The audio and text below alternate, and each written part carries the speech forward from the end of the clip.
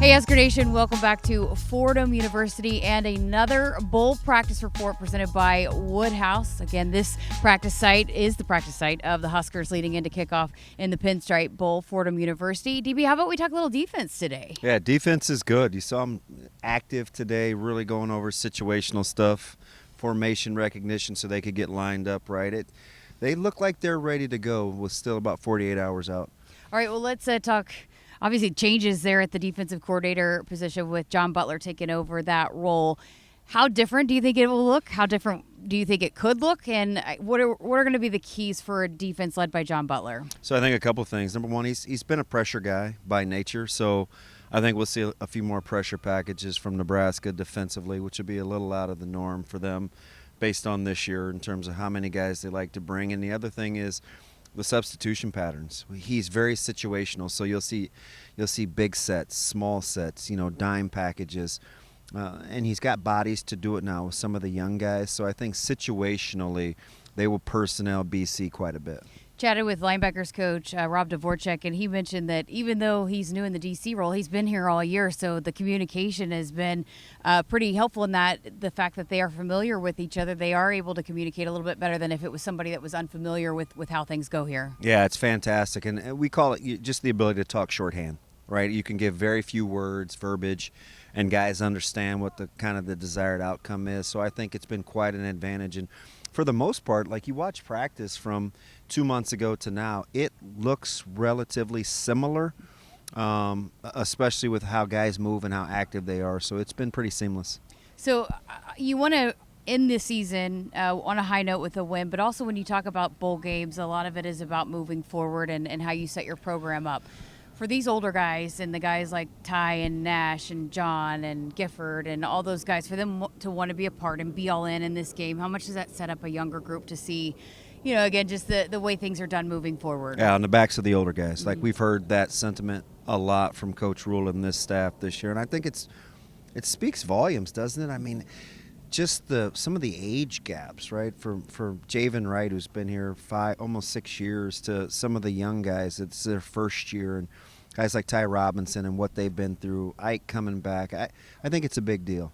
I do. Bryce Benhart getting a chance to be opposite Gunnar Gatula. I mean, there's quite an age gap and an experience gap there, but I think for the young guys, it's equally as important to them to make sure that they represent the older guys, and the older guys, they're thinking on the lookout for little brothers. So it's been pretty cool. Well, the depth up front, we've seen over the last couple of years, the defense run out a lot of different guys and be able to show a lot of different looks. Depth-wise, with some guys that went into the portal, how do they feel about the guys that they can call in up front on the defensive line? Well, I think one of the bright spots is you get a chance to see some pups, right? The Van Poppels, the Mason Goldmans, the Ashton Murphys, guys that we haven't really seen early on to go along with the Keona Davises, the Judys, the Nashes, the Tys. So they'll do the best that they can to navigate the numbers, but based on the adrenaline and the level of excitement and kind of the situational packages that they'll do, I think they'll have plenty in the tank. So how do you like the matchup then between the Huskers defensive line and the Boston College offensive line? For me, that's the key to the game. Boston College is very good up front, very rhythmic. You can tell it's a complementary offense in terms of how they want to run the ball. And for Nebraska, defensively, they're going to have to understand BC is very stout at the point of attack. It's a physical line up front. So I think for me, that's how it boils down. Nebraska's strength in numbers versus Boston College experience. Well, they made the decision this year to redshirt Riley Van Poppel. He did get to play in 4 games, but you could tell he's a guy they are very, very excited about his potential. Yeah, just a big, strong, young kid. He loves playing. That's probably my favorite thing about him. He's got a lot of nice attributes.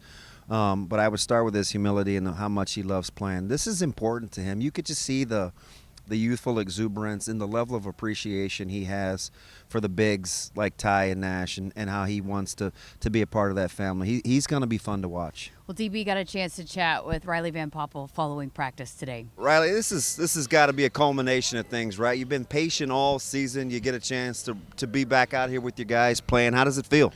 It feels amazing. I mean, you come out here to this beautiful city. We're super blessed to be here in New York at Christmas time. Most importantly, playing the game of football. And for me, it's special just because, seniors last day, they just walked off. Some of those guys have poured into me for the past 2 years, and I think it's just special we get to go out one more time on Saturday with a group of guys that want to represent the block in, and we get to go out there and play ball again. Such a unique case. You've liked Nebraska early in your recruiting process. You kind of weathered the storm. You've been good enough to play. You had to be strategic, and you've had to mature. Like, it's a heck of a story so far. Yeah, I think it just goes back to my faith. I'm a big Christian. I believe in God, and from when I was getting recruited, I had a feeling in my gut and in my heart told me to stick it out, go to Nebraska, and stuff happened with the Rule coming, and I just prayed about it, talked to Coach Rule and his staff, and I've just loved it here ever since. And then when they redshirted me, it was hard at first, but you look at successful guys and what they do is they redshirt, they develop, and I know I wasn't a perfect player. Like, I could go play, but there was stuff I wanted to do personally with just my size, my weight, and my game, stuff to focus on. And so at the end of the day, I think it was the best decision for me. You've been patient all season. You talked about getting a chance to be out here with your brothers for this bowl game. How important is it for you guys to go out and play well against BC? Oh, it's super important. I mean, reason number one, send the seniors off the right way, and reason number two, it's how we start next year. We've been talking about how this isn't the last game of 2024, but it's the first game of 2025, and is going to determine how winter workouts go, how spring ball goes, and then how we're going to start the season off next year. Best wishes to you. Yes, sir. Thank you. How great of an interview is he? He is all in. He is all in. It was easy breezy. Okay, well, let's move to the linebackers. And Javin Wright, listed at the top of the depth chart, you talked about him. Even though he's going to make a start, that he hasn't started this year, I don't believe, but he's a guy that's played a lot of football. He's ready for this moment. Yeah, just battle-tested. He can persevere. Just one of those guys that kind of have been there, done that, but still appreciative kind of guy. And you could tell he comes from good stock. That's how he's been raised. What are the keys? And you've talked a lot about that Boston College run game for these linebackers to be able. What's their role in slowing that run game down? Yeah, so I think right away you got to trust your reads. You're going to get down blocks, you're going to get pins, you're going to get pulls. When you see your keys and your eyes are on your keys, you got to shoot your shot, because this run game and this offensive line will be on you in a hurry, and you can't afford to be real hesitant. So I think trusting your reads and following your keys will be critical. All right, again, DB, you got a chance to chat with Javen Wright following practice here at Fordham University. It's like Bizarro World getting a chance to interview this guy, Javen Wright. Had a chance to play with your dad. It's 6 degrees of separation. The first night out in New York, you're out here with my son. You guys are the 4 or 5 of you out in the town. It's pretty cool, right, as an alum to see my teammate's son and my son out here together. Man, how have you been able to have these worlds collide with your veteran leadership and so many of the young guys? I mean, it's just based on experience and what the older guys did for me, so I'm just following suit. So the young guys, I just take them under my wing and show them the ropes, and it's just one big family. And so when we go out, we're just one big team, and we're just all Nebraska, all go Big Red. Your perseverance has been unbelievable. You've been through it all. You just love being out here, and here you are at the end getting a chance to play in a bowl game. How special has the journey been? Very special. It means a lot to me just because of what I've been through for the past 6 years. I've been through a lot, and so I pat myself on the back, but the job's not finished, so we're going to here to win, and that's the main goal. You've always been super mature for your age, but having to persevere, you've seen it, you've done it all. How did you stay in the moment just as you're trying to get ready for this signature point? You just got to keep the main thing. It's football. So when you get into the film room, you're going to get into all the practices. You just got to take it one step at a time and remember that the end goal is to get this win. Lastly, Boston College, it's bowl game. It's New York. You're at a bowl game. It was the end destination. How important is it for you? Very important.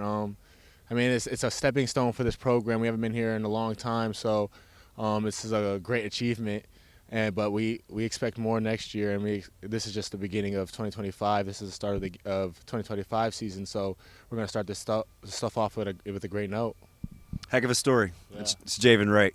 All right, let's move to the secondary. We've made note that Caleb Benning on that depth chart this year going into this one or going into Saturday's game behind Deshaun Singleton, but this is one when you look at that depth chart, a lot of guys that have played a lot of football, and then the guys behind them not as much. Yeah, especially in the secondary. A lot missing in the middle, right? There's no easing your way into it, but it'll be fun. It's why a lot of these young guys came here. Donovan Jones getting a chance to move out to play some corner, and Caleb moves in behind Deshaun, and Branch getting a chance to play some. I like the young nucleus that they have. I think they're going to be good. And you saw it here on the practice field. They get a chance to work together. So you can tell that there's a definite plan with the young guys, and they've had a lot of old guys to really follow and model, and then they get young tweener guys like Sierra Wright that have invested in the young guys that have really helped bridge the gap. So when you, again, talk about this matchup, what are the keys in the secondary then? What do they need to do to be able to help in that run game? Easy breezy, eye discipline. Get your eyes out of the backfield. They're going to play what we call man-to-man in some quarters, which is a little different than they played the majority of the year. So you've got to get your eyes out of the backfield. Every time Boston College makes those shot plays in the passing game, it's off a run action. So you got to be really disciplined, which can be hard for inexperienced guys. So that's going to be something critical to watch. So when you talk about the growth over the last few weeks, how much do you get, or do you get a sense for how excited the staff is, especially on the defensive side of the ball, for some of that young talent, how much they've been able to really spend a lot of quality time with them over the last few weeks? Yeah, that's a fantastic point. The youthful exuberance isn't just for the kids, right? You can see it in the staff, the Phil Simpsons, the Coach Butler's getting a chance to evolve into his role as a defensive coordinator. Even Coach Dvorak, who's got a little pep in his voice, getting a chance to really reconnect and teach young guys. I mean, it's quite a range teaching a Gage Stenger to a John Bullock, right? I mean, it's a lot of variety for the staff. So I really like the fact that the guys feel re-energized and recharged.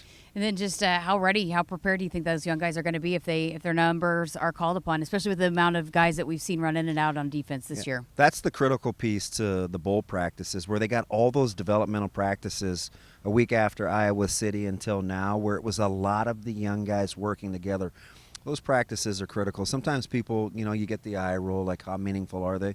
Well, we'll see just how meaningful they can be come Saturday. All right, great stuff. And we've got more headed your way right here on our Huskers media platforms leading up to kickoff in the Pinstripe Bowl inside Yankee Stadium. For Damon Benning, I'm Jessica Coody with the Huskers Radio Network. Coverage of the Huskers in New York at the Pinstripe Bowl is brought to you by Woodhouse, the official auto dealer of Nebraska Athletics.